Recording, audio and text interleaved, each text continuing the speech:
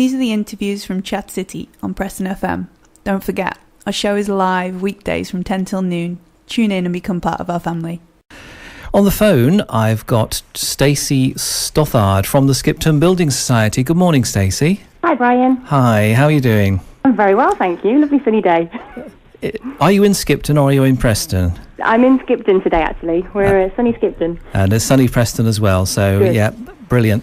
Now, there aren't that many building societies around anymore, are there? There used to be sort of high streets full of them, but there's only a few left. That's correct. I mean, Yorkshire itself used to be a hotbed of mutuality. In fact, Skipton Building Society was established in 1853. So last year we celebrated our 160th anniversary, believe it or not. But we are here. We're doing very well. We're performing very strongly. And we're very proud of the fact that 160 years later, we're still based in Skipton, the market town where we were established. 160th anniversary in 2013. That's and correct. you set something up that was very special that year, didn't you?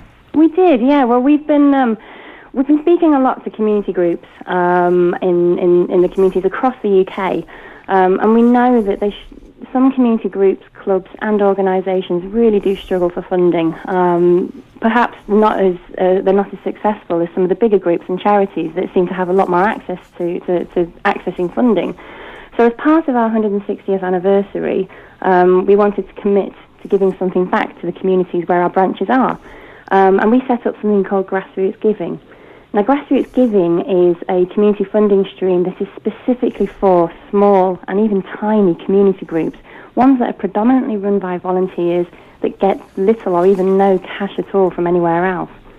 And as part of grassroots giving and as part of our 160th anniversary, we decided to give out 160 pots of £500, so around £80,000. And we made a new community initiative. We targeted the clubs and organisations across the UK. But instead of just giving out funding, we also wanted to showcase all community groups that were applying. We wanted to raise their profile, so it wasn't just about the money. We wanted to give them access to help and to free resources so that the very good work that they do in their community can be shouted about and celebrated, and hopefully, in turn, lead to them getting more money and more volunteers from other people. And what sort of response did you get in 2013?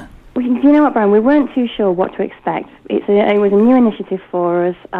It was something where we hoped that we could reach these community groups, although we were aware that because of their size, they might struggle to hear about what we could help them with. We were absolutely overwhelmed with the response that we got. In fact, we got over 1,000 community groups come forward and apply for funding. Some were absolutely tiny, that literally operated from someone's living room. Others were just neighbours that wanted to work together to improve their local area. So we had over 1,000 people that volunteered. We had that applied. We had a fantastic variety of different community groups that applied. If I was to give you some examples of the groups that won, we had one that was called the Galloping Grannies, which was a horse riding group that was set up for people over 50 to be able to go out and get the fresh air and experience horse riding. We had model railway groups. We had something called the Incredible Edibles, which is a community growing project. We had a knitting club, a luncheon club, a nature reserve club, all sorts of different and valuable activities taking place in communities, including those in Preston, that really, really struggled to get money. So what they did was they went on the Skipton website, which is www.skiptongrg.co.uk, and they just applied online. We have a very simple application form. You don't have to lie down in a dark room after filling it in. It's very simple, very straightforward. And essentially all we need to know is what would they spend the £500 on if they were successful in receiving it. People applied on there. We shortlisted the community groups so that we could get a bit more of a manageable chunk. And then we put all of the shortlisted groups on that website and profiled them.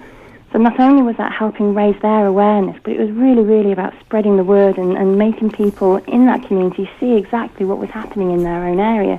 Many people didn't realise that these groups existed. We then asked the public to vote. So we had a voting period for a month in the autumn, and over 20,000 people cast their votes to pick out the top 160, and they're the ones that received the £500. We're still working with lots of those groups now, communicating with them, finding out what they're doing, sharing them with the people in the area. So it's been a really, really good, successful pilot, really. So we looked at that last year and thought, well, we know we did that for our anniversary, but there was so much demand for it. We really want to bring it back. So we've gone one extra this year, Brian. We're going to do 161 community groups, given that it's not our 160th anniversary anymore. All right, I did the maths. And we're going to give them £500 again. Yep.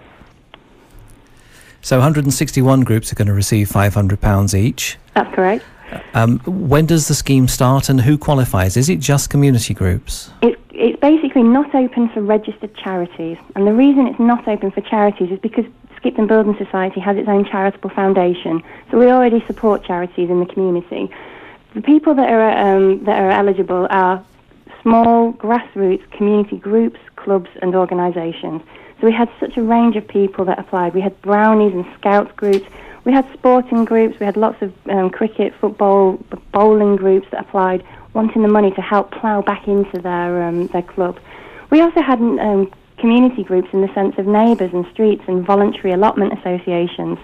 So people can apply. The criteria really is for us to understand what the money would be spent on. So we want to know that if we were to give them £500, how would that money actually benefit the wider community?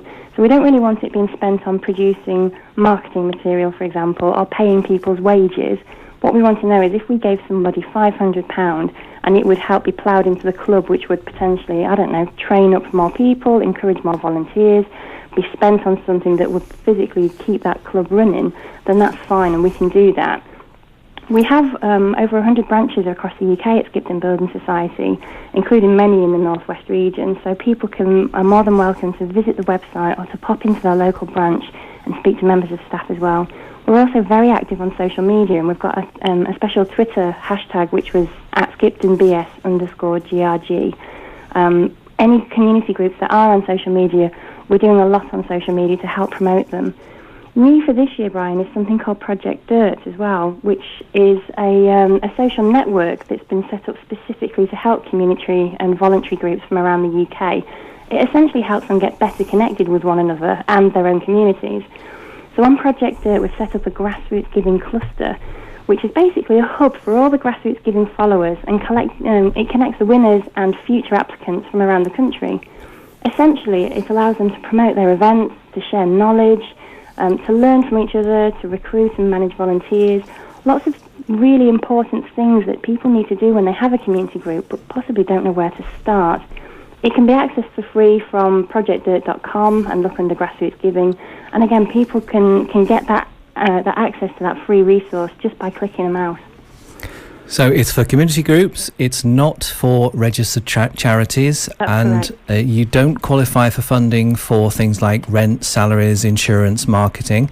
Correct. It's a very simple process. All you have to do basically is say what the money will be spent on, and that's quite a straightforward thing. It's just a sort of text saying if we get the money, we'll spend it on this, that and the other. Yes, we did get lots of feedback from community groups when we were planning out grassroots giving.